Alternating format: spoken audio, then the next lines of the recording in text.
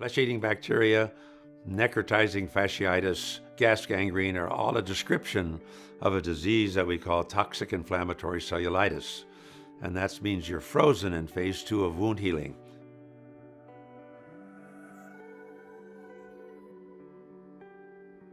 I fell in the parking lot of the school that I work at and injured my elbow.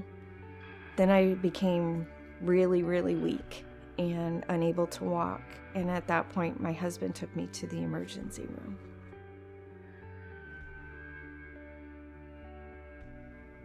My arm was still really bad. It kept getting bigger and bigger. It was covered with blisters. A week later, they decided to operate and excise the dead tissue in my arm. I started getting bad, really bad. And at that point in time, a doctor came in and told my husband that they couldn't find anyone to treat me.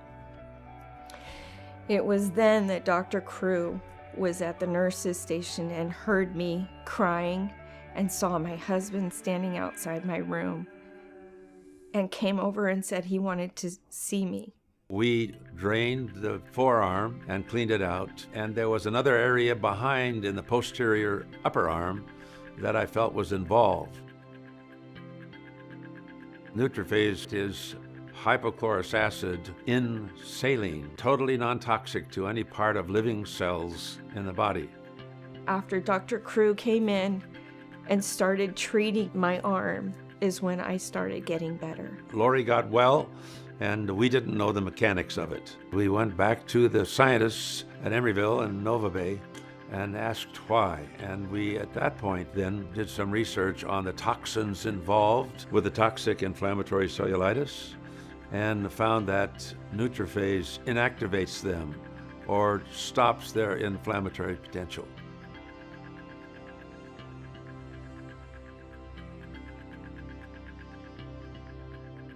Health-wise, I am doing great today. My arm is almost back.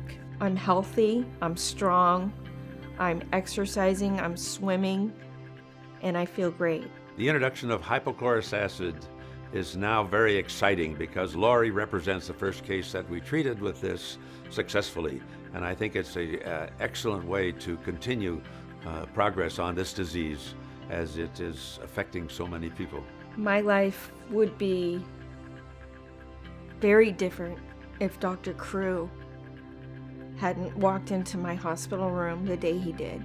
I would either be dead or I would be missing an arm. Dr. Crew saved my life.